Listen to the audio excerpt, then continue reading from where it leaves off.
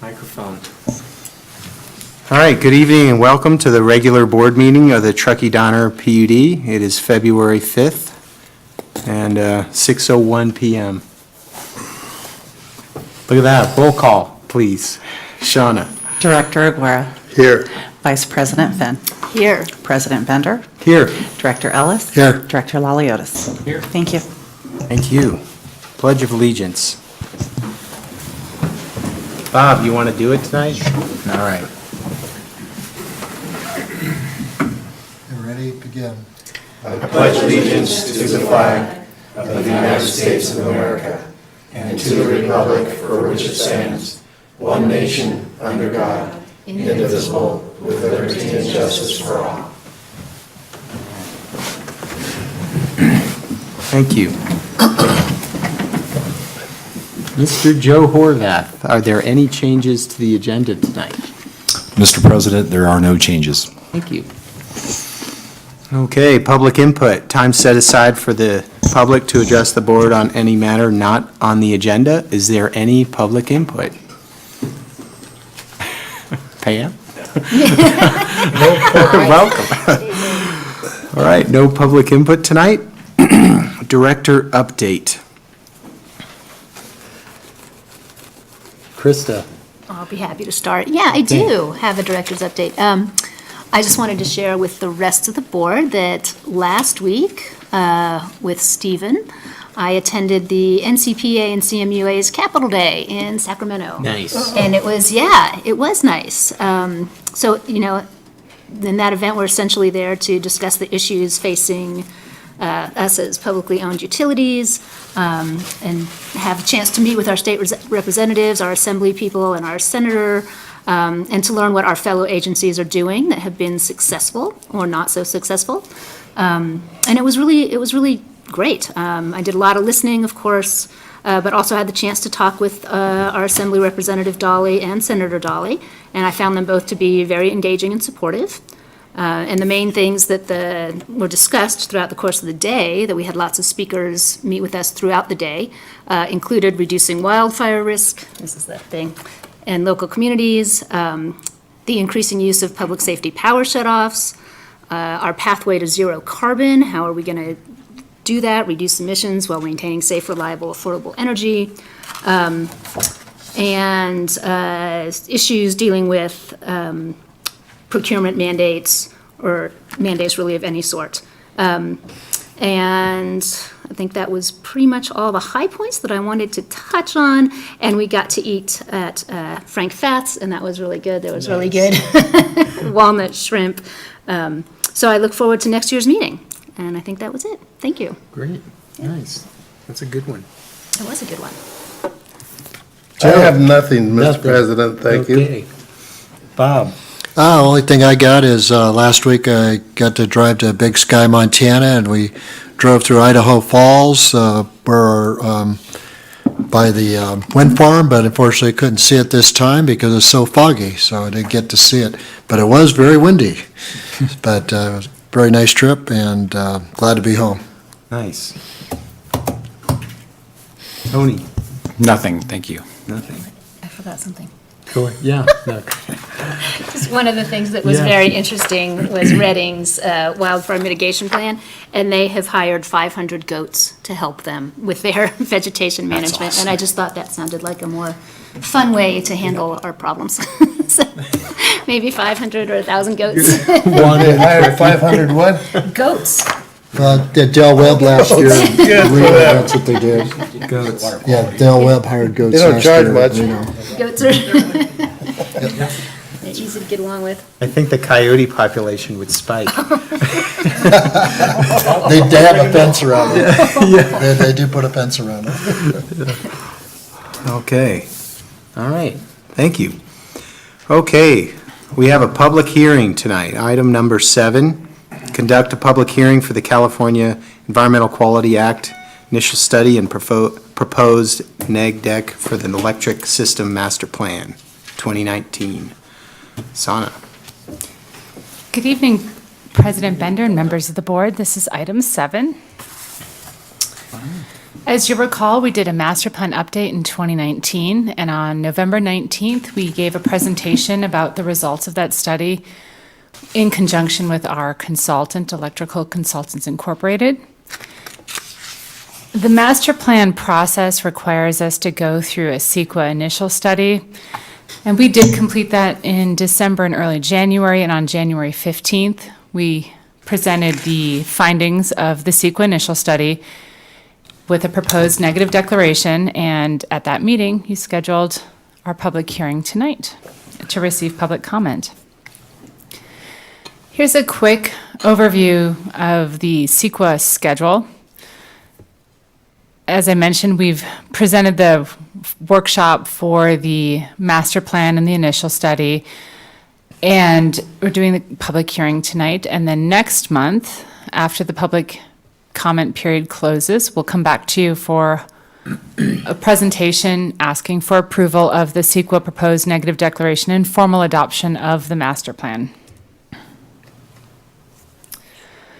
As I mentioned, the initial study and proposed negative declaration have been filed with all the appropriate agencies. We are in the midst of the 30-day comment period, and that will close on February 22nd, 2020. And any comments received in that 30-day window will be included in the final CEQA documents. As far as fiscal impact goes, there is no fiscal impact associated with conducting this public hearing. And the recommendation is to conduct a public hearing for the CEQA initial study and proposed negative declaration for the Electric System Master Plan 2019. And at this time, I'd be happy to answer any questions you have. Great, thank you. I'd like to officially open the public hearing. Is there any comments from the public? Don't all come up at once. Yeah, so, okay, so public hearing is closed. Are there any director comments? Bob, do you have any thoughts or requests, concerns? The CEQA, this is based on California law, is that correct? It's based on the California Environmental Quality Act. That's what CEQA stands for. I believe it is the state law. Started in what year, do you know? I don't recall. A long time ago. Long time ago? I'd Yeah. say too long. Just another report we have to pay for, that our ratepayers have to pay Right. for to keep the state of California happy. Is that correct? Is that right, Joe? Yes, individual projects will be brought back with their own CEQAs, but state law does require us to have a CEQA for an overall document such as the master plan, even though there's no specific projects. It's just a CEQA on the master plan. Steve, maybe Mr. Groves can speak to that a little more. CEQA just turned 51, or just turned 50, Okay. roughly 1970. Oh, it's older than I thought. All right. Thank you. That's my only comment. Tony? No comment. This is very process-oriented. Krista? Have we received any public comments? We have not received anything formally yet. Great. It's a big process. Joe? Aye, Aye. aye, he's right. All right. There's someplace in here that says that the date is February the 22nd. For the closing of the public Yeah, but then it says, comment period. you have a sentence behind that says something like, other proposed new information will be posted will it be on February the 22nd? Or is that going to be another date? Oh, March 4th. Oh, that's right. So if I understand your question correctly, you're asking about when the public comment period closes. That's on February 22nd. And the other date is the March 4th date, which is when this item will come before the board for formal adoption. So March the 4th will March clear it 4th. all up. Correct. That's the end. Okay, good. Correct. All right. Oh, there's no action. It's over. Did you close? It's Did you close public hearing? Yeah, Sana before we did it did all. director comments, so Good job. thank you. Thank you.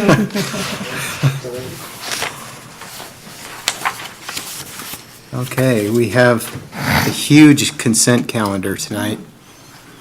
Adopting Resolution 2020-04 to close out the elevator rehabilitation project. Is there any public comment on the consent? Any director questions, comments to pull this one? Nope. Is there a motion? I'll move to approve the consent calendar. I'll second. Shauna, roll call, please. Thank you, Director Aguirre. Yes. Vice President Finn. Yes. President Bender. Yes, Director Ellis. Yes. Director Laliotis. Yes. Thank you. thank you. 9, action item. Stephen. District employment agreement, all right. All right. Good evening, President Bender and members of the board. This is action item number 10, consideration of a district employment agreement. The district has two types of non-represented employees, the executive leadership team and the management technical group. This is in addition to the general manager, who's also a unrepresented employee, and then our union employees primarily who are represented. So we have 4 classes. Today we're here talking about the executive leadership team, commonly referred to as department heads. They are accomplished professionals who oversee the day-to-day business while focusing on long-term planning and execution, and they report directly to the general manager. Effectively managing staff resources is critical to maintaining high performance and operational excellence. So I'm going to talk a little bit about employment agreements with executive leaders. It's one tool used by many agencies. They provide a public and clear understanding of the terms of employment, delineation of roles, responsibility, and organizational structure, and it allows the general manager to make personnel decisions that are in the best interest of the organization in a manner that has been agreed upon with the goal of smooth transitions and successions. Staff is proposing that the district enter into employment agreements with the general manager's executive leadership team. That would be the current and future direct reports to the general manager. The agreements make them at-will employees. And the proposed employment agreement template was included with the staff report. It was developed by general counsel and reviewed by the general manager. Employment agreements define the costs of separation from employment on either the executive's or general manager's initiative, and they minimize risks and reduce costs. And the recommendation is to authorize the general manager to implement executive leadership team employment agreements in substantially the same form as presented in this report for the direct reports to the general manager. And I'd be happy to answer any questions at this time. Great, thank you. Any public input on this item? Okay. Tony, any thoughts? Sure. I went through this, read through the recommended or the presented agreement and did have conversation with district council as well on a couple items. So I wanted to bring a few items up for the board topics to discuss. So I'm in favor of, the overall goal here. But I did have a couple things that I wanted to bring up. In section 3, hours of work, did you guys have a chance to read that section or have any concerns on it?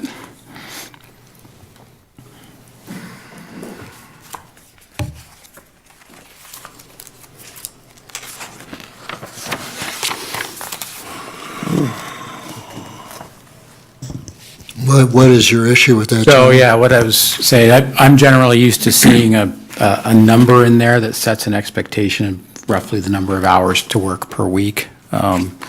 There is a statement in here that says with work schedule generally consistent with the normal business hours adopted by the district. So my discussion with the board would be, are you guys comfortable with that statement, or would you like to supplement it with a number saying that, the expectation is a 40-hour work week, or a minimum of a 40-hour yeah, work week? minimum of a 40-hour work week.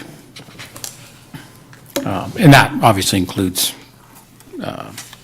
vacation time, sick time, whatever combination of time it takes to make up that 40 hours. Yeah, I would agree with that. Just to clarify it. Does council have an issue with that, or is this normal, or? Is it normal?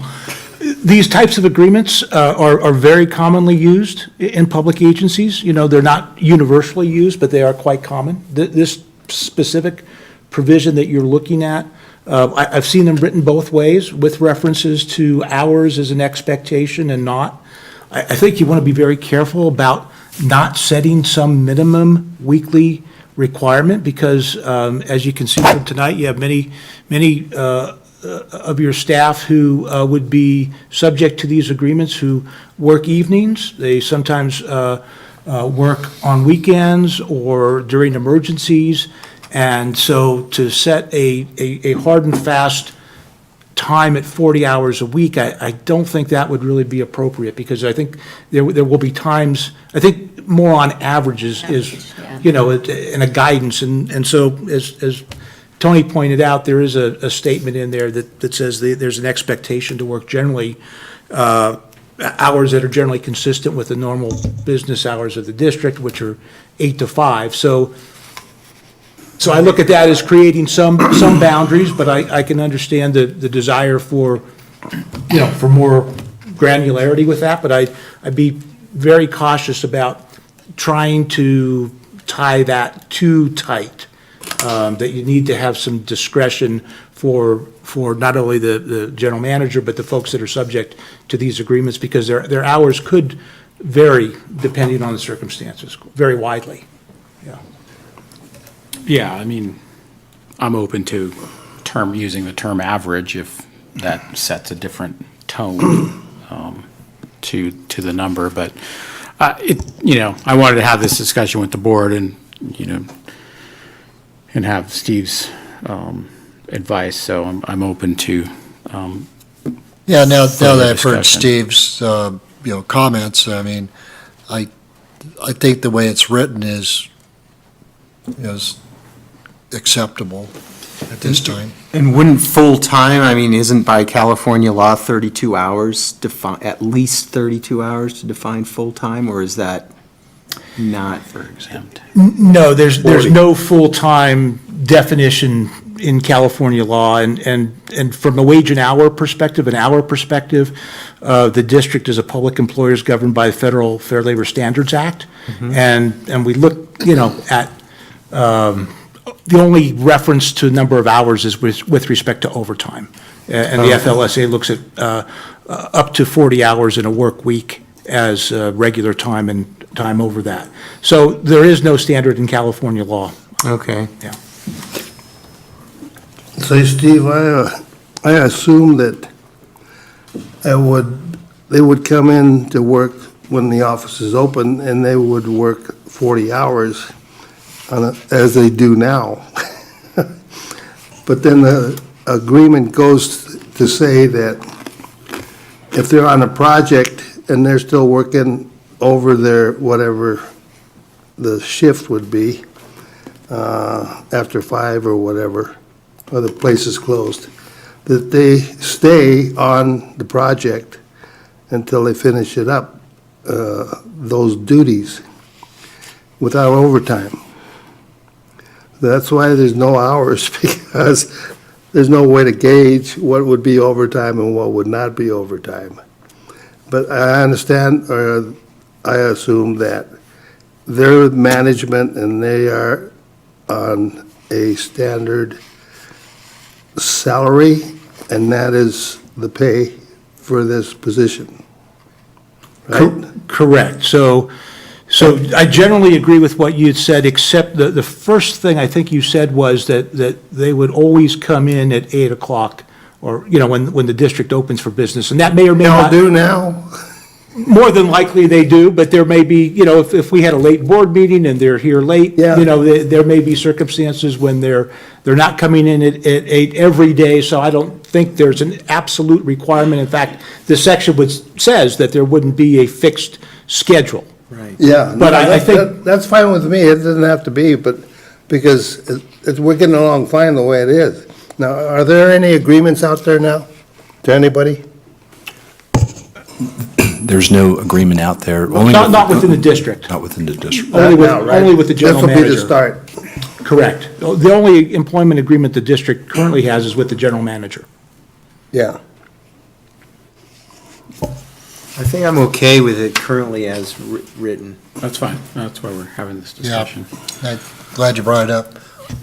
And another thing in that section I did want to just have a quick discussion on is it says that in recognition of the amount of work time required outside the regular business hours, it is agreed that the employee does not have a fixed schedule, and the employee will have the discretion to work as needed to accomplish the duties and responsibilities assigned to the employee. I didn't know if that, where it specifically states the employee will have the discretion, does that create a situation where the manager may not have, you know, if the manager doesn't agree with the employee's choice of schedules, that they don't really have a, Well, isn't this for the team I'm just saying, department heads? yes. So it'd be the GM conflict between the schedule with the GM and the, I guess should there be some statement in here that there's a mutual understanding of, you know, that type of discretion? Because, I don't know, it seems like that gives the employee has a discretion to work as needed. But if their schedule isn't in agreement with what the general manager feels like they should be doing, does that give the general manager a little less footing? That's a good observation, and it may. And so, you know, perhaps some language, as you say, to tighten that up a little bit so that there's more of alignment between the employee and the general manager with respect to that would probably make some sense. Okay. All right. I like that. Let's see, I got to make some notes here. And then on section 5A3 under compensation, it says employees' base salary may be adjusted on or about the anniversary of the commencement of their employee's employment and thereafter in conjunction with the employee's annual performance review. There's no reference to the salary range within here, so I just wanted to make sure that maybe we point out that the adjustments occur within the existing salary ranges as approved by the board from time to time. So if I may, so we discussed that a little bit, and I think, you know, again, I think there'd be, the general manager would be hard pressed to authorize a salary beyond that authorized by the board. Yet, and the other issue is we have a district code that authorizes and delegates certain authorities to the general manager. And this is the first time that we're looking at and considering employment agreements like this. And I could see that should the board move forward to authorize these agreements, that in the future, that during the next code revision, that we might want to come back and outline some specific delegations of authority to the general manager with respect to such agreements that might include issues such as setting compensation within salary ranges established by the board. But for clarity's sake, I don't find your suggestion objectionable. Okay. That's the rest of the board. Is that? That was a very loyal comment. I could say, okay, Tony, but that really would convey the the depth of our discussion about that issue. Any comments on that or concerns? I agree. Are you all done, or is that it? No, I got one more. He's got some more. He's on fire. Not all? I do these things. The last thing is severance, the severance package. So obviously, one of the trade-offs for being an at-will employee is the introduction of a severance package, should they be terminated without cause. It's a lot of the agencies I reviewed, their severance agreements seem to limit the severance to a maximum of 6 months. If you read the way that this is written in item 9D, you would be led to believe that, not 9D, 9B, sorry. Yes, 9B, that it's unlimited based on the number of years of employment with the district. There's no cap, essentially, which Steve will explain to you. There actually is a state law that caps it at 18 months, but more traditional, from what I've read through city managers and other positions, is that 6 months is pretty customary to have a cap. Is that my cue? Yes, that's your cue. Yes, Tony is correct. There is a code section, Government Code 53260, that does place a maximum amount of severance pay payable to employees up to at 18 months. And so that is the outside cap. And my discussions with Michael were such that he has intended to negotiate well within that cap. So there should have been another sentence, my fault, mea culpa, stating that the maximum number of months would be X number of months to be filled in. So I think that issue would be addressed, but certainly maybe setting some parameters with respect to those number of months. It's 18 months per the statute for every employee except if you're a school superintendent, and then you're limited to 12 months. Well, based on this, if Governor Brown. you worked 18 years, then you would get 18 months. Yes, as written, that's correct. And as I said, my understanding, having talked with Michael about this, was that he intended to have there to be another sentence in here indicating the cap or a number of months that it would be limited to. Okay. And that just It comes hasn't down- been negotiated yet. It comes down to a fiscal responsibility that we as a board have to, to review these things and understand that, is there a situation where you should really be paying someone 18 months of severance? So I think that's along the lines of where, like I said, I know City of Roseville, their bid managers are at 6 months. So it's pretty universal that I read that's sort of, I think, where boards and other agencies have landed with their cap on that. And it's a good number still.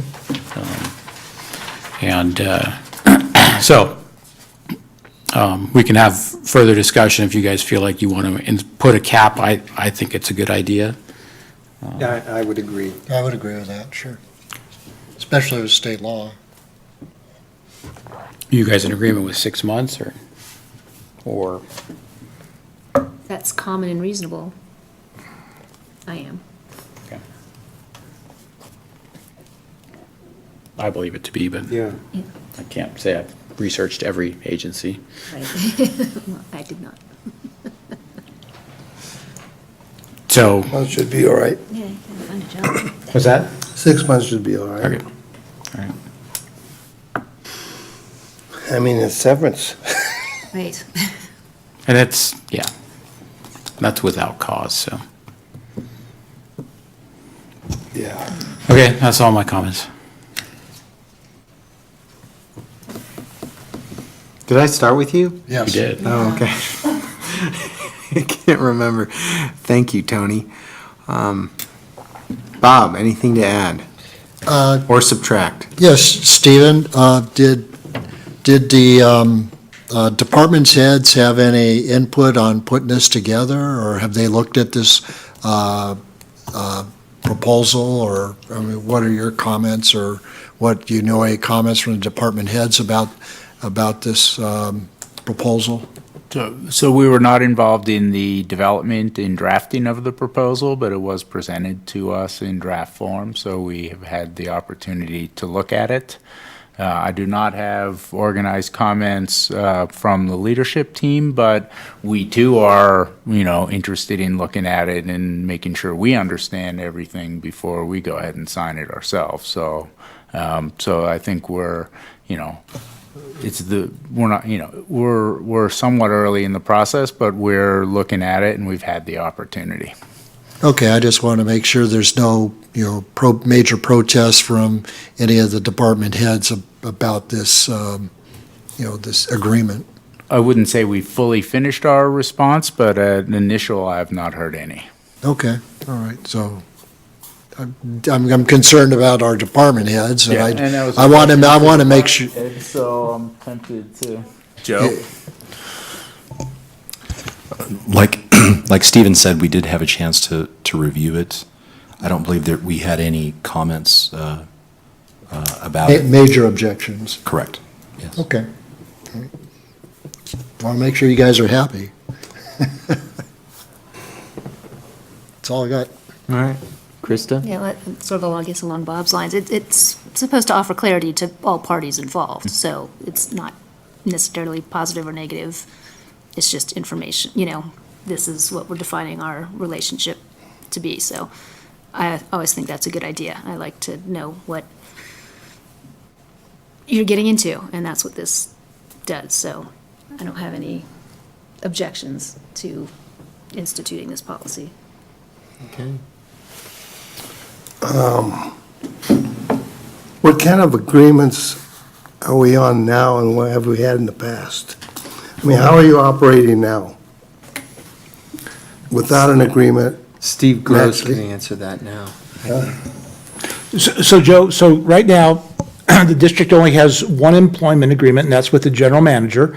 And in accordance with the Public Utility District Act, the general manager serves at the pleasure, which is akin to at-will employment. With respect to every other employment, we have the district has what we call a civil service system that provides grounds for discipline that are laid out in the district policies. So there's personnel policies that are part of the district code, and those policies apply to all the employees. Those policies, in large part, are also incorporated into the MOU with the union. And with respect to at-will, there is not at-will employment for those employees. They can only be terminated for cause after notice and an opportunity to be heard, and to have what we call a Skelly hearing with the position or the supervisor that would intend to impose discipline. Okay, so with respect to these direct reports of the general manager who would be subject to and enter into these employment agreements, in effect, they would be trading off their ability only to be terminated for cause after notice with the at-will status, but also a predetermined amount of severance pay, if you will. So that's really the trade-off here.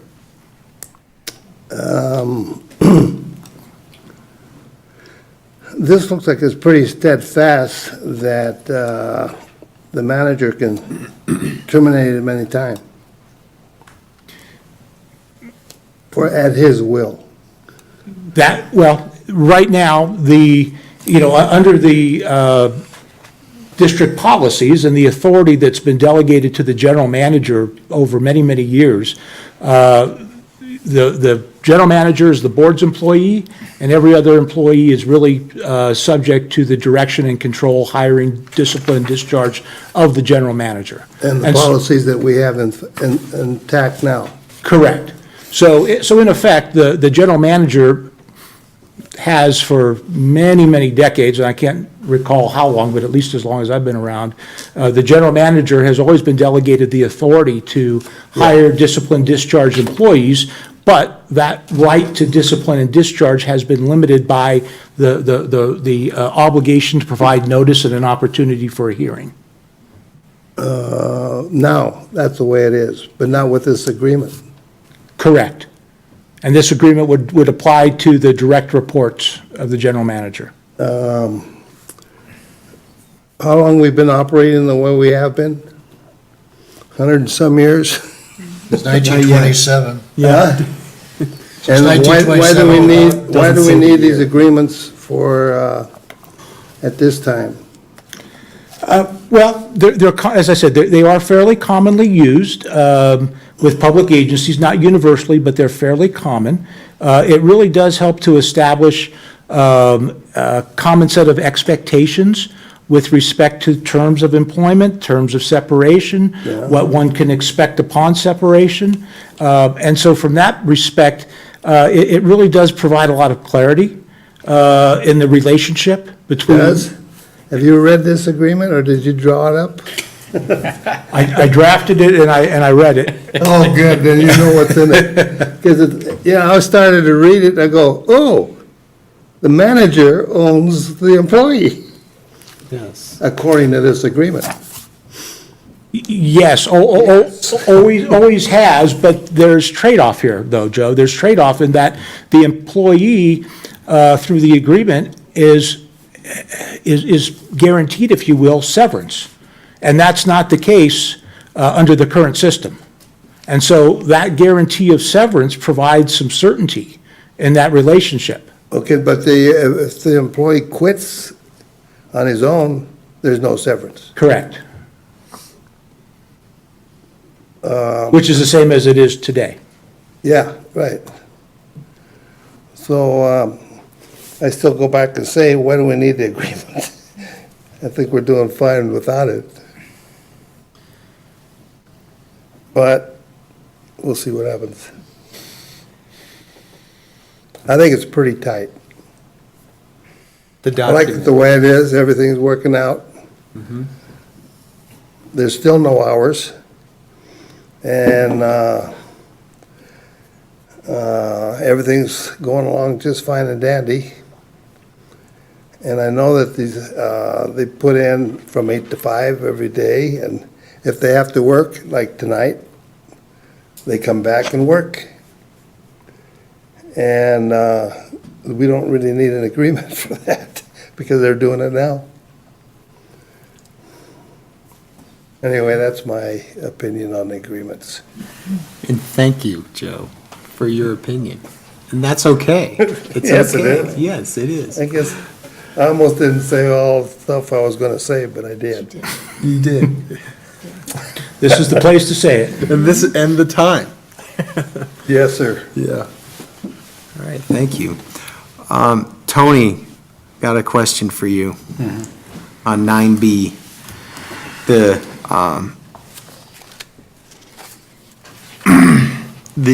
cap, or the cap you were talking about. So 6 months. Yes. Did you run across anything for 12 months? Nothing. No. Yeah, no, I didn't. One thing I did note, like in City of Roseville, they give the manager discretion to negotiate severance up to a maximum of 6 months. So that gives a little bit more flexibility. It's not tied to an equation like it is here where it says 1 month, based on the one month per year of service. It just gives the manager a cap to negotiate within a 6 month cap. So. What if it were 12 with negotiating for the GM? How would you feel about that? I'm fine. I think it's, it's just a matter of where we feel that, is a reasonable limit for someone to get severance. A reasonable cap for someone to walk away and get 6 months, 12 months, 18 months. no months of pay. So, Would this be negotiated at the time of signing? Or would that be that would be negotiated at the time of, well, I think like in the time of, Signing. at the time of signing, At the time of signing. it would be negotiated. I think that makes the most sense. That creates the most certainty in the relationship. To avoid the kind of negotiations for severance pay that you might otherwise find yourself in without this kind of an agreement.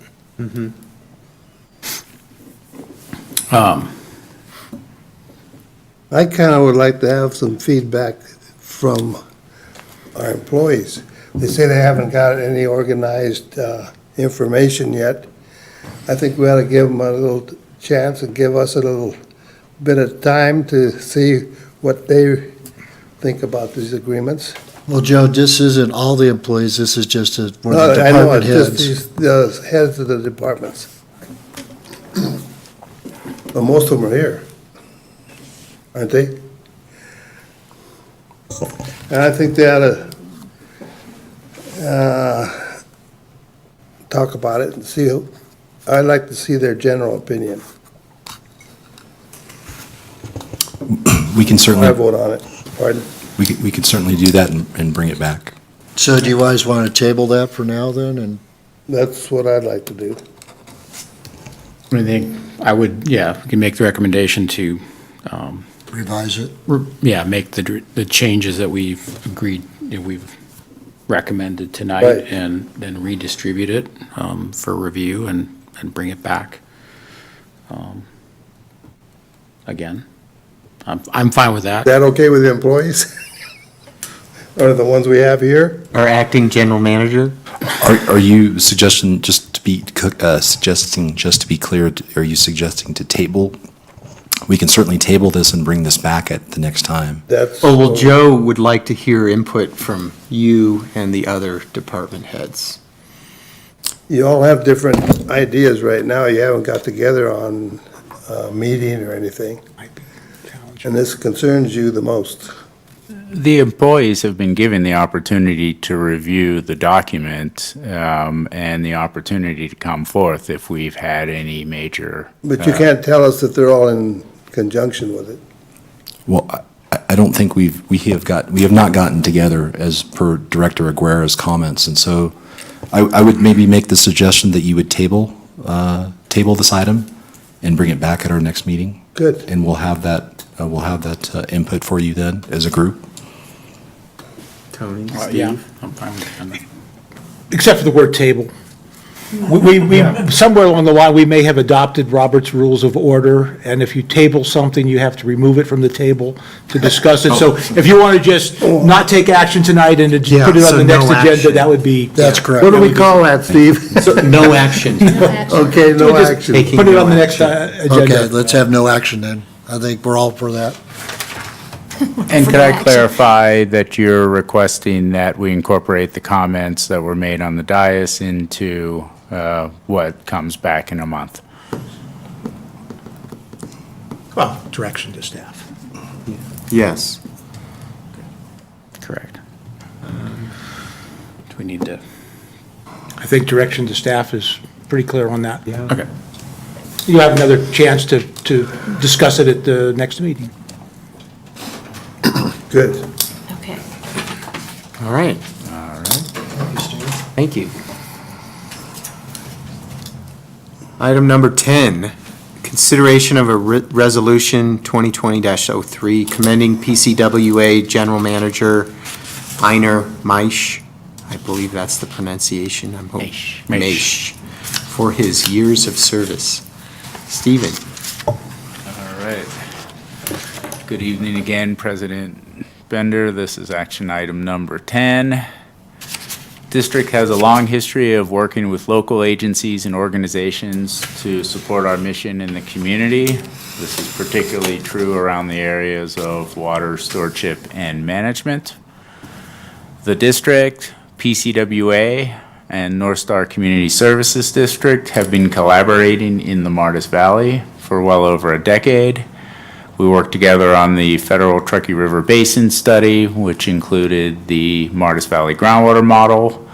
We collaboratively adopted a groundwater management plan in 2013. We worked with the 3 local entitlement agencies, the 2 counties in the town on the Sustainable Groundwater Management Act compliance, and the 3 water agencies are back to the Martis Valley Groundwater Management Plan in 19 and going forward.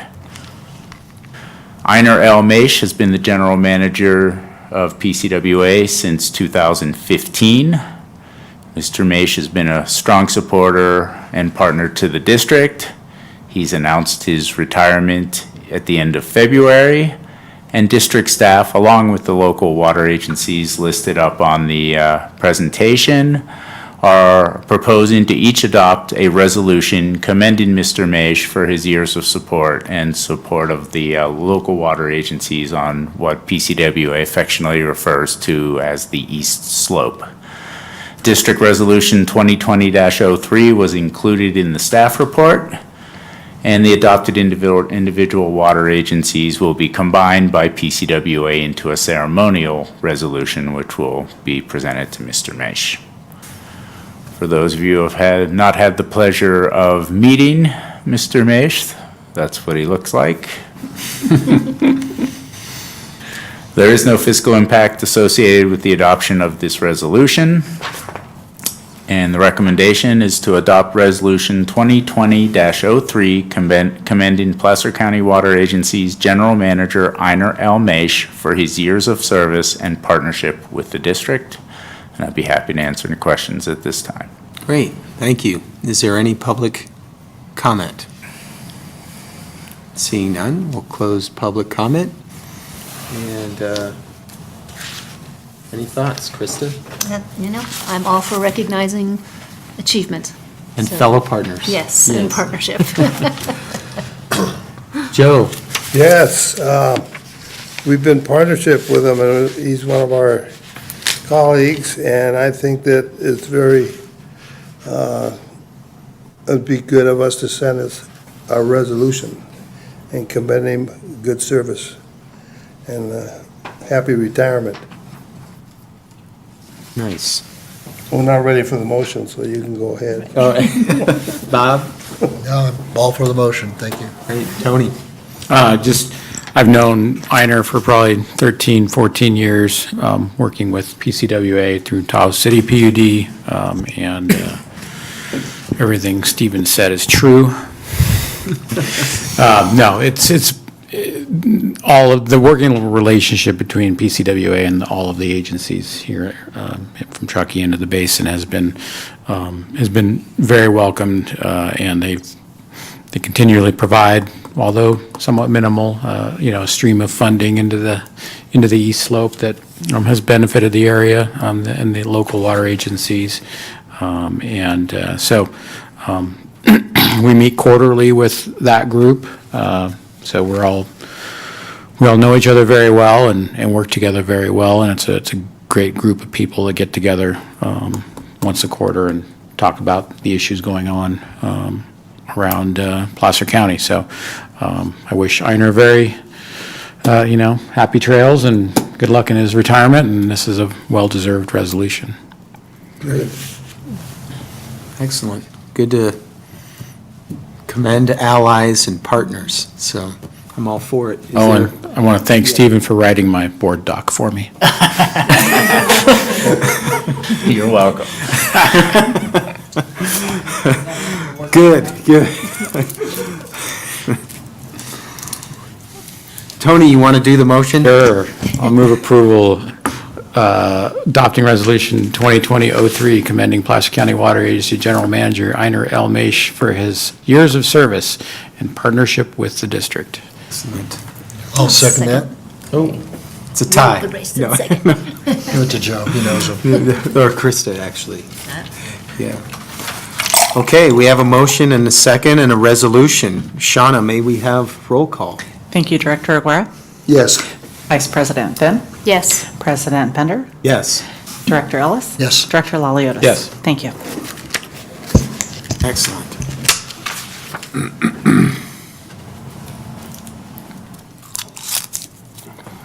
we have our workshop, purchase power plan discussion. Joe has stepped down to introduce this item. Well, good evening, President Bender, members of the board.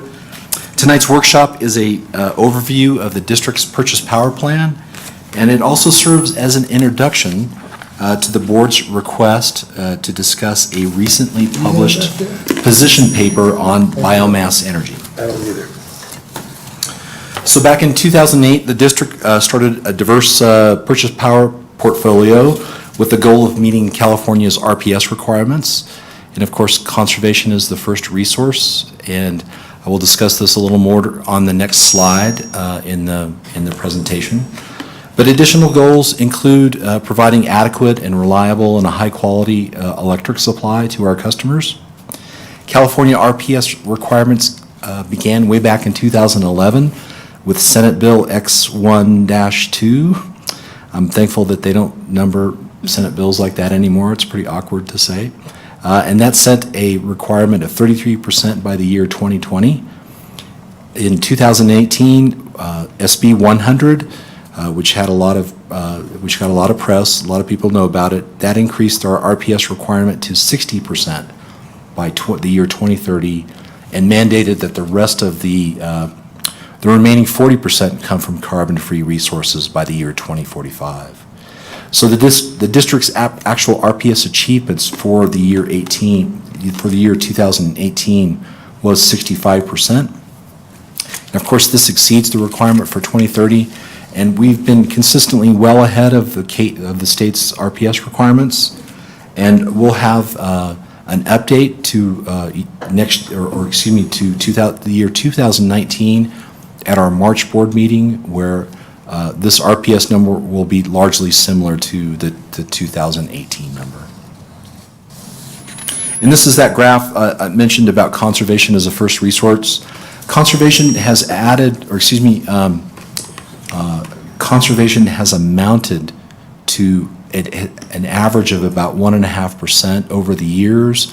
When we first started doing our conservation programs many years ago, the percentages were higher. The most recent years, it's averaging, or it's well above 1%, but averaging over the long term, conservation has saved the district about 1.5% in energy resources. Our purchase power portfolio is intended to balance many items. This includes conservation and renewables, resource diversity, cost, contract duration, or as we like to say here in shorthand at the district, the portfolio is intended to balance rates, renewables, and reliability, our beloved three-legged stool. And over 80% of our district resources are procured through our association with UAMPS. This table shows you those resources. All but 2 of these resources are UAMPS resources. So Stampede, and they're both small hydroelectric resources. That would be Stampede Dam and Old Lahontan and 26-foot drop from TCID. So here is a pie chart showing our resource mix broken out by the different types of resources. The takeaway here is that renewables account for about, at least in the year 2018, about 55% of our renewable supply. And when you add in VEO, which is a carbon-free resource, we reach about in the low 60s for a total. And of course, this is our famous meatloaf graph, which has been presented to the board many times. But there's some very important takeaways here. The district is well resourced out to the year 2023. And of course, Red Mesa Solar Project is our latest resource that we've added to the mix. Red Mesa is shown in the bright yellow color on the graph. And of course, with the addition of Red Mesa, we will also need to purchase a decreased amount of 5-year products. We have a 5-year market purchase, which with the addition of Red Mesa, we'll need to purchase another one, but it will be less because, of course, Red Mesa is a brand new resource. So Some other takeaways here are that we don't, as a general rule, we don't want to be long on power resources. Actually, being a few percentage short is actually an optimal or ideal position. This gives us the operational flexibility without being exposed to financial losses, to economic losses for the price of power.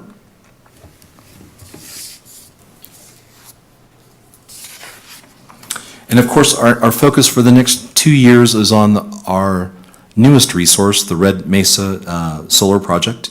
It's being developed by UAMPS in conjunction with the Navajo Tribal Utility Authority, NTUA. The UAMPS board approved the purchase power agreement back in July of last year. The pricing for energy is about $23 a megawatt hour with a 2% escalation for a term of 25 years. So the levelized cost of electricity is about just a little under $30 a megawatt hour if you take into account the escalation factor. And this project is scheduled for an in-service date of no later than June 1st of 2022. So Red Mesa will add about 10% to our RPS starting in 2022, which will bring our overall RPS achievements to about 75% per year once Red Mesa is online. And of course, again, now that we're adding a new product, we will be for our 5-year market purchase, we will be procuring less from our 5-year market purchase because of the addition of Red Mesa. And the last item is a discussion about biomass energy. The Sierra Business Council published a position paper back in November of 2019 entitled Biomass in the Sierra Nevada. Director Finn encouraged the board to review this position paper at the January 15th, 2020 meeting, our last meeting, and the report was sent to the board in late January, or after the meeting. There's no direct fiscal impact associated with this workshop, and staff's recommendation is to discuss the position paper, Biomass in the Sierra Nevada, that was published last year in November. Thank you for your time, and I'd be happy to answer any questions, but this is your discussion. Great. Thank you. Thanks, Joe. You've exceeded my expectations. So thank you for that. So I brought this one to the agenda tonight, and I had a vision of Pam style, so I want to thank you for that. So with that, I'll open it for public comment, but at the end, just raise your hand if you want to add more at the end of our discussion. So if there's any public comment now, none. So we'll close that, and then I'm open to it after the workshop just to get any other input. So Krista, thanks for bringing this up, because it kind of, your director comments, for a while, you've been thinking about this, mentioning this. I came up with I thought about that 100 at 100 years, that's coming up. So it's I wanted to just chat about it as a board. That's exactly what I wanted as well. I just want us to air ideas. Right. What are we thinking? How are we thinking we're going to meet all these goals that are out there? And there's no other way to do this, no other way right, to do Pam? it, exactly. We have to talk about it. We've got to talk about it. We have to talk about it. And I'll admit that I have been thinking about biomass for, I don't know, maybe about a year and a half before I ran for this office, just as a kind of from a community viewpoint of all of the challenges that are facing, very specifically, the town of Truckee and our region. With wildfire, I think has been something that has been on our minds, and of course renewable energy. We have these renewable energy goals, but we have to have baseline baseload power sources. We can't, talking about bringing on most renewables in their intermittent forms, we haven't conquered that challenge either. So anyhow, biomass used to exist here. This is how, 100 years, well, not 100 years ago, because we didn't have electricity, we didn't exist as a PUD. But 50 years ago, and even more recently than that, 30 years ago, it was not uncommon to have a biomass plant up and down the Sierras. That structure did exist, and of course fell out of favor. But now the conversation it's changing. Our situation is changing, and I've been talking about it. I talk about it with all sorts of people, as different as our Senator Dolly and my teenage daughter. So, and it's interesting. Almost universal support for the concept, and almost universal skepticism on how to execute. It's a big lift. We aren't. It would require new tariffs. It would require permitting. It would require major infrastructure investment. It's not. It isn't easy, but it doesn't mean it doesn't make sense. So, I'm trying to wrap my mind around funding streams would be a real big, basic start. But I would like to hear what the rest of the board thinks about these ideas and what to do. What are your thoughts? That's what I want to hear. What are your thoughts? So my thoughts on it were regarding Placer County and the current transfer station. There was talk of that, and I can't remember within how many years. If that's kind of a logical place for it, and I don't know the history behind how that project died. And that's kind of where the skepticism rises. All of these projects have died. This is a very NIMBY thing. Right. Nobody wants a power plant in their backyard. Yeah, but from what I heard, I mean, I talked to some individuals up in Loyalton and been up there, I've been up there quite a bit the last few years, but it sounds like one of the issues that they had with the biomass was getting the product to burn. So they had an issue with getting the biomass to burn. So there was, I think some of it was state regulations and environmentalists biting the projects. And I think that's where it stemmed from. And I don't know, and I'm really glad that they reopened the Loyalton plant and they've employed all those people again and they got it going again. But I don't know if they're having an issue getting the product to burn or not, right now. But I do know in the past, when that was one of the issues they had, at least up in Loyalton. That is an issue. The cultivating of it, retrieving it from the forest and transferring it to Loyalton, that costs, It's a expensive. baseline, exactly. And But if we're going to do wildfire mitigation, and be very proactive in it, then it would benefit us to have a plant closer by where we don't have to transport it so far. But, they do have, the coal industry has developed good filtration systems, which I'm sure the biomass plant can also use in their, operations. So I think it would be something to look at in the future, and see, what's the cost of the Loyalton, what are the costs associated with operating the Loyalton plant, and would it be feasible, for us to put something together like that? And like you said, the ideal place would probably be up by the refuse plant off of Cabin Creek Road. Yeah, you go up there and pile number 6 is huge. Well, actually, I was up there one day.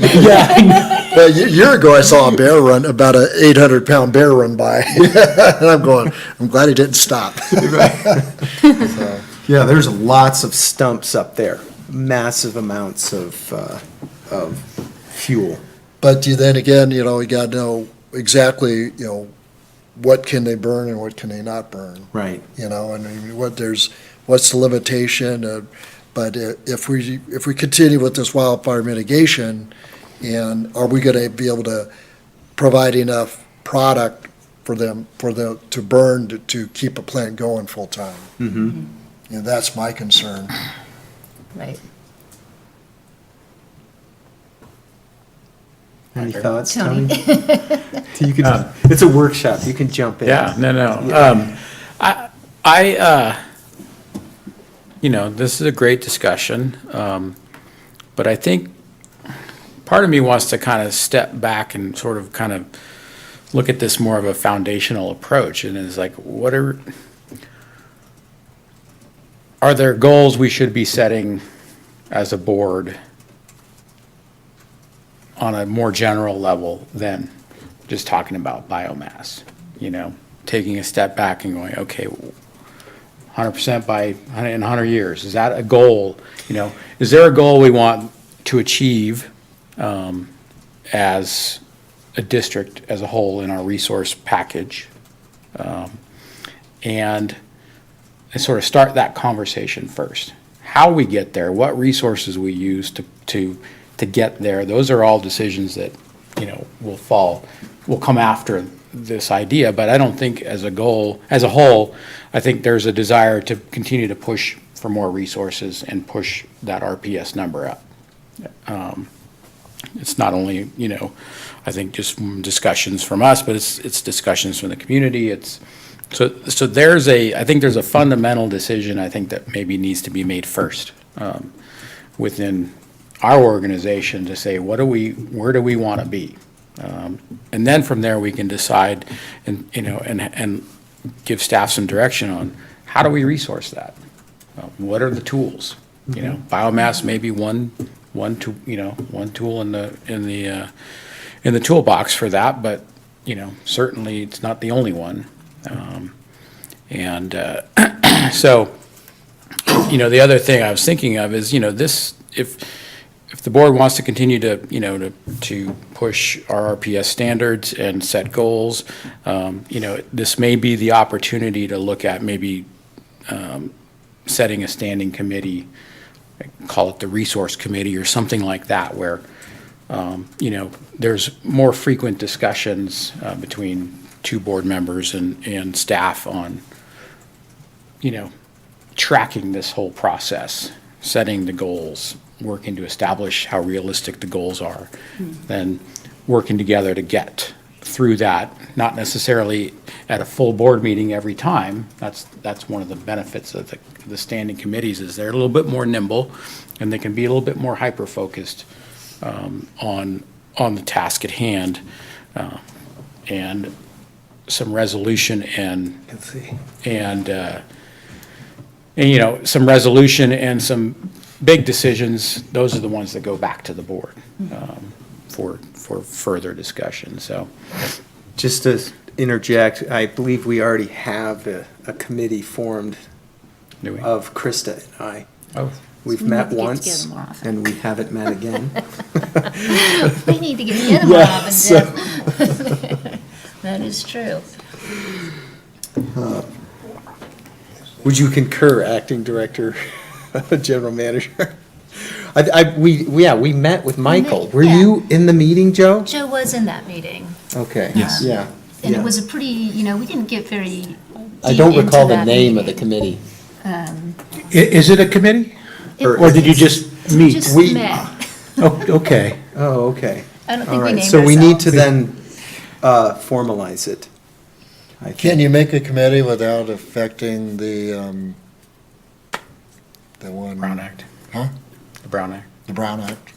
Two of us. Well, the Brown Act provides for ad hoc committees that are composed of solely less than a quorum, but the idea and requirement is that you have a limited and discrete function for a limited period of time, a discrete mission, and that it doesn't have continuing what's called subject matter jurisdiction as a standing committee would. And so if the idea is to have a committee that's going to exist for an undetermined amount of time to consider and review these issues, that might be more along the lines of a standing committee as opposed to a short-term focused decision to have an ad hoc committee. So you might want to think about really what it is you want to achieve, how much, time you want to put into this, what might really be required in thinking about what kind of committee you might want to have.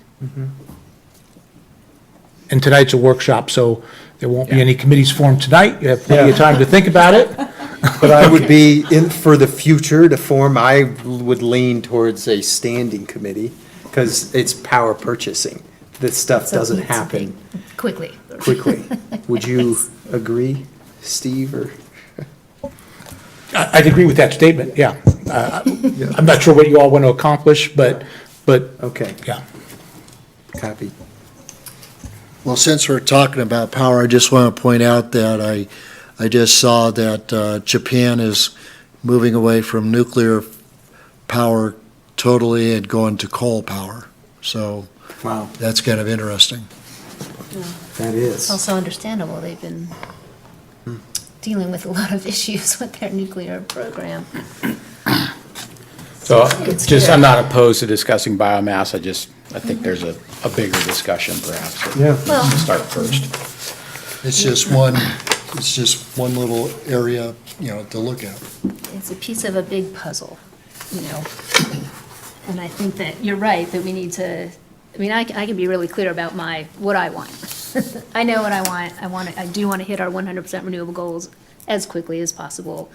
And I know that we need variety and diversity in that portfolio to do it. We need baseload power, and we need it to be, we need to be able to pay for it, right? Our ratepayers have to be able to pay for it. So I want, that's what I want. I want what we all want, I think. Maybe I want it faster than everybody else does, or maybe even that's possible, but that's what I want. So it's the rest of the board, Joe, the rest of the board. do we currently have in our district code our own internal RPS standard or goals? We've adopted the state's requirements, which we've been, of course, as you know, very, very much we've met and exceeded them. Very much ahead of the curve. So I do want to say thank you, and I do acknowledge that we are exceptional in the state of California, even. It's, that's one takeaway from those meetings last week, was that you guys have done a great job. There's no The doubt. board has done a great job. Kudos to the board, because we are unusual among other public utilities and municipalities. We're many of them are struggling to meet the minimums, and we're well in excess, so. And a lot of thanks has to go to the projects that UAMPS has given us the opportunity to join, so. And the board was very proactive many years before I was on the board. Joe? Bob, you say Loyalton's plant is working again, is going? It is. And the air is very clean. The air up there is very clean also. Okay, now, where they get the fuel? Don't know. I thought that the state of California wouldn't let us cut trees anymore. No, they want us to Now now. they really Oh, want they us- do? Yes, Oh, so we got plenty of fuel then. right. Yeah, they flip-flop. We have plenty of fuel. We know more now. We're making Yeah. different decisions. Well, what if they 'cause things flip-flop change. after you put up a plant? That's That's a why good the question. plant closed down years ago, That's right. a few years I ago. mean, well, we couldn't get it to, the fuel to burn. That's you a good say- question.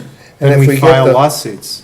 fire slash and the cleanup of the fire areas, that's not gonna be enough either, like you Actually, said. that is enough. There's a lot of fuel in the Yeah, forest that's there already is a lot been of fuel, but can they collected. cut it fast enough to burn it? There's, I think the number was, what's the number? I should know this.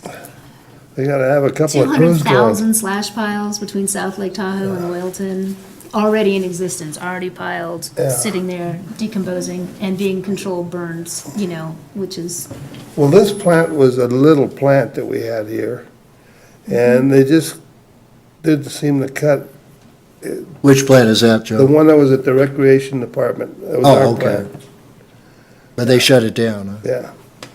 because it just didn't produce even what it was supposed to.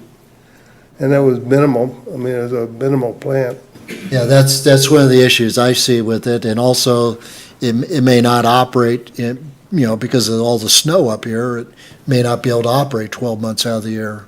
Yeah, that's true too. You know, I didn't that think could of be an that. issue. Didn't think of the snow. Yeah, I think I mean, I think that, like I said, the issue, from what I heard, was, getting the product to burn. Yeah, And a lot of that had to do, I think, with some regulations. now, when they closed the mill in Loyalton, is that because they closed, I mean, when they closed the bio plant, that's when they closed the mill, didn't they? Yeah, And now they started it up again, so there must be cutting trees somewhere.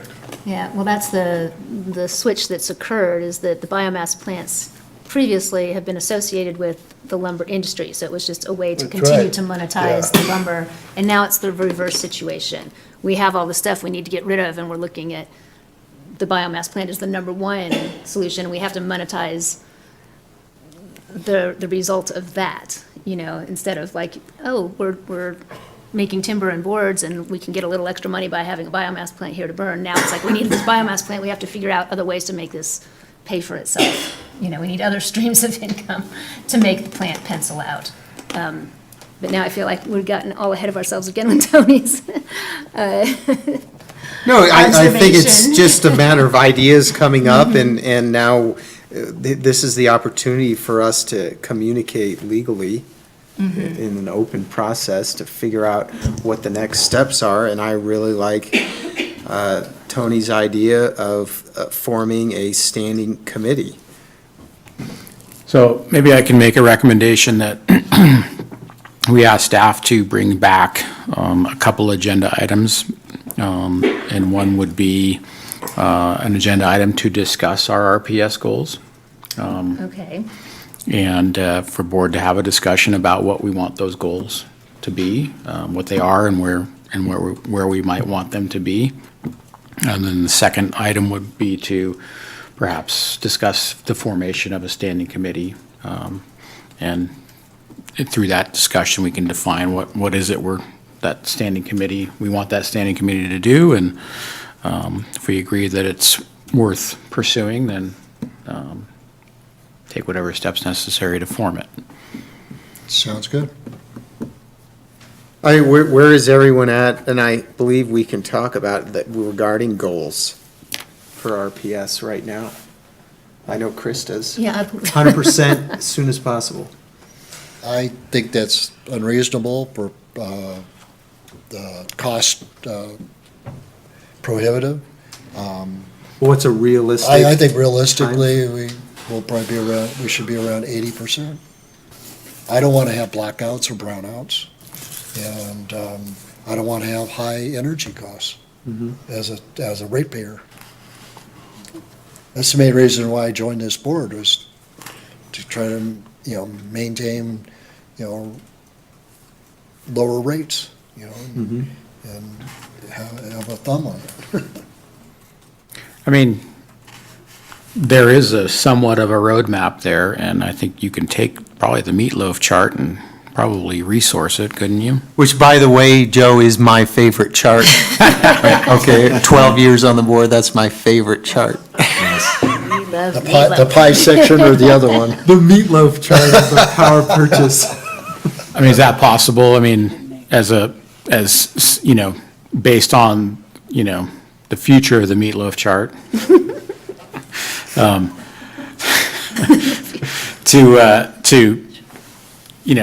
You have that pie chart where you have how we're resourced, is to sort of combine the two as a percentage.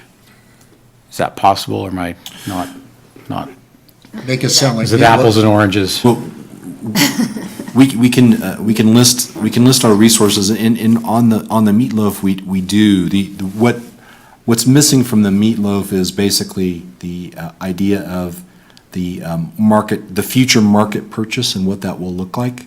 So the open position UAMPS pool, which is the majority of the Right. lighter orange Upper in right. the outer years. Will get smaller. Will Yes, we will add a new market purchase to that, once Red Mesa, coinciding with Red Mesa. So there'll be a new market purchase correspondingly smaller than the market purchase that we have now, because we have a new resource coming online. So, just to remind the board, as we've previously discussed when we reviewed purchase power, the district is pretty small. We can only take on one major project at a time. So with Red Mesa, right now, it checks that box for one project for the next 2 years.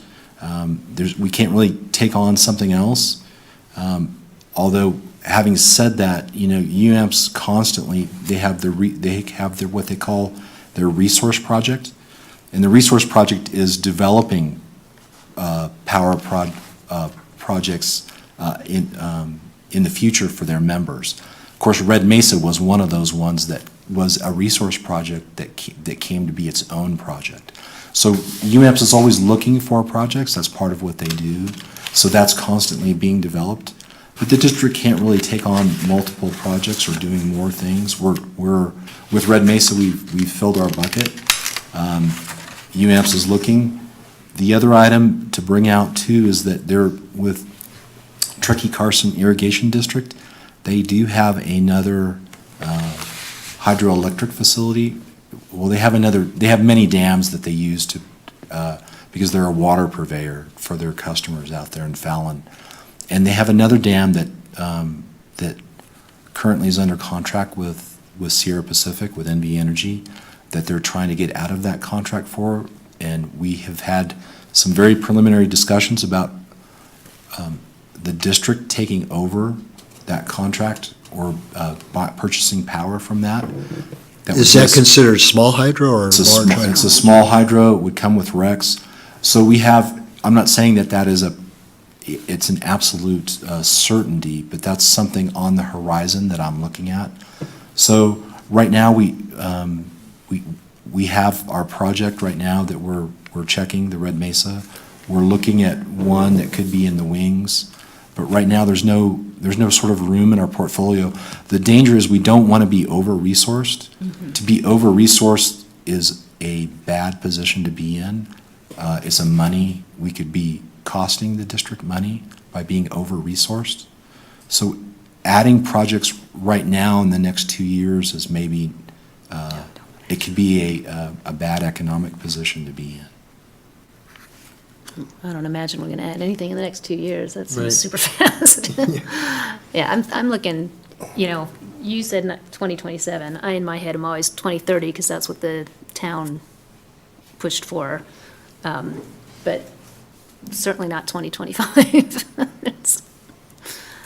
No. Hey, Joe, I see that we used some Stampede power this last month. Yes. And we paid ourselves. Yes. Stampede pretty much runs all year round, so that's a wonderful resource to I have. thought we weren't using our Stampede resource here.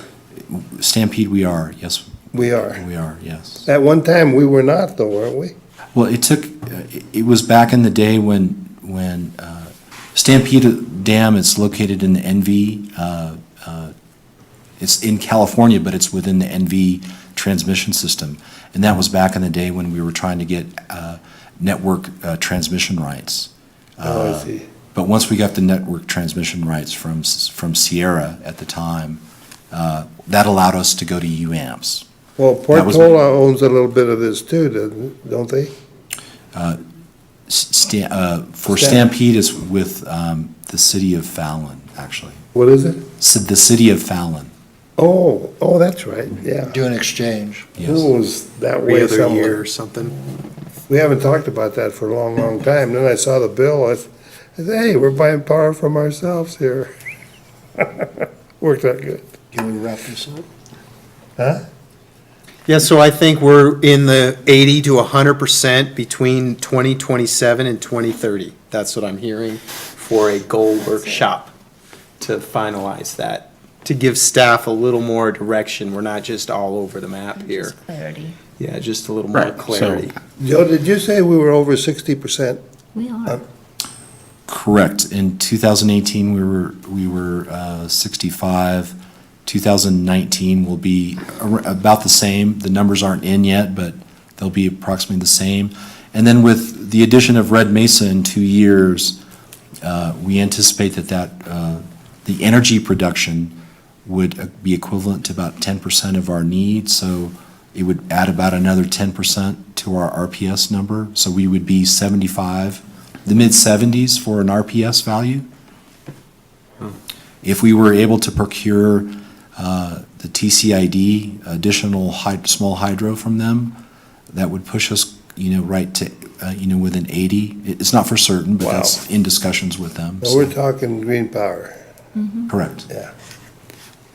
Because it seemed to me like just a year ago, we were like at 55 or 53, not at 60. Which is still pretty darn good. Hey, Joe, that would be clean power if it's not dirty water. Pardon? It would be clean power if it's not dirty water. Oh, okay.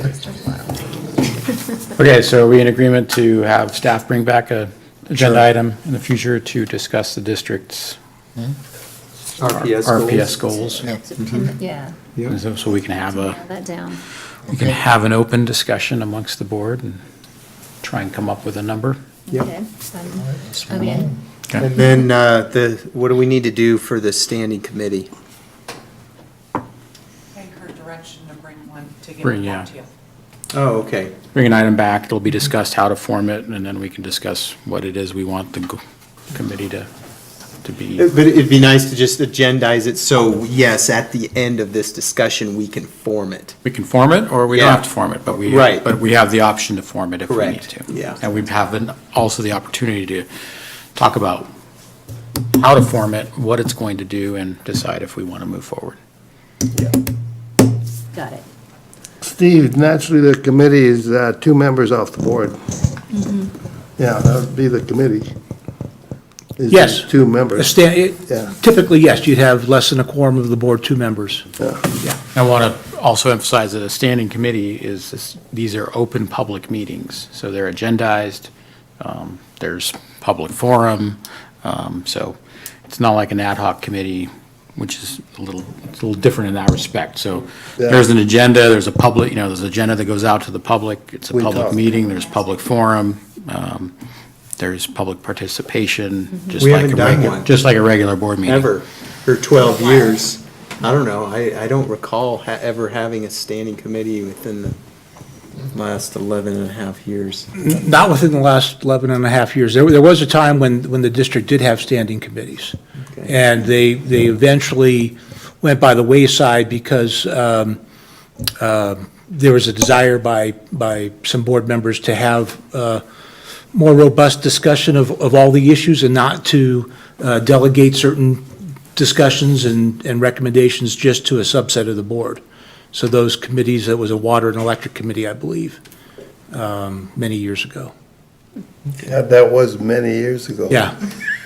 Yeah, and as Tony said, the standing committee it's a Brown Act committee, and so there, we have all the formalities there, and, places demands on staff as well, not only with respect to agenda prep and whatnot, but, to attend meetings, prepare for meetings, prepare information, materials, and all those sorts of things.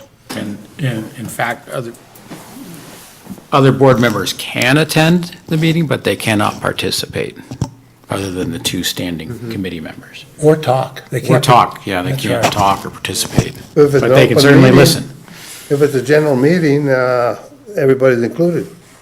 Nope, if it's a board meeting, everybody's included. If That's it's what I a, mean, but it's gotta be an open board meeting to have everybody here. correct, if it's the full board, you have a board meeting. If it's a standing committee comprised of 2 members, what Tony is saying is. No, I know that part. What Tony's saying is other board members can attend committee meetings, but they cannot participate or talk. Yeah. That's a very specific rule in the Brown Act. Yeah. So I guess now that I'm hearing this, I'm open to, it could be standing, could be ad hoc. The board needs to decide at this Yeah. agendized. Yeah. Well, let's item. decide at the next board meeting. Well, I just want to make No, we can't sure decide that it's, tonight. I don't want to leave this, put it on it, and then we can't make it at this next one. I don't want to drag Once we define sort of what we want to do, I think perhaps we ask Steve to give his opinion on whether or not what we're trying to accomplish through the committee is worthy of an ad hoc committee or a standing committee. Get his legal opinion on that. But it sounds, what I'm hearing Jeff say is though, when that item comes, like to have it agendized, so at that meeting, you could form a committee, whether that's a standing committee or an ad hoc committee. Is that, I think that's correct. that's what I've understood, that's what I heard. Okay. Get it done. Not drag it on. Awesome. Right, Yeah. okay. Any other last second? Not from this end. Okay. Thank you, Joe. Thank you. Thank you, Joe. Thank you, everyone, members of the board, too. All right, we're on to routine business. We have a treasurer's report. What is it? I'm trying to go there. Oh, it's just, we have approval of disbursements for January 2020. That's, Joe? I don't really want to move that one. $5 million. that's already been paid. I know. So let's go ahead and make it legal and I'll move the pay it. Okay. Already being paid. Joe just moved. I'll second that. All in, Tony seconded, all in favor to pay the bills that have already been paid. Now, one of the bills. Say is $1 aye. million. Aye. All opposed? Hey, there we go, approved. Okay, we have approval of minutes, January 15th, 2019, the last board meeting. Any comments, questions? Okay, is there a motion? I'll move approval of regular meeting minutes for January 15th, 2020. I'll second that. Okay. All in favor, say aye. Aye. Aye. All opposed? Passes. Okay, we have some closed session tonight. Item 14, closed session to pursuant to Government Code Section 54957.6, Public Employee Employment, General Manager. And item 15, closed session pursuant to Government Code Section 54957.6, conference with labor negotiators, Brian Wright, Assistant Water Utility Director, and Joe Horvath, Electric Utility Director for the unrepresented employees. And we'll go into closed session. Thank you.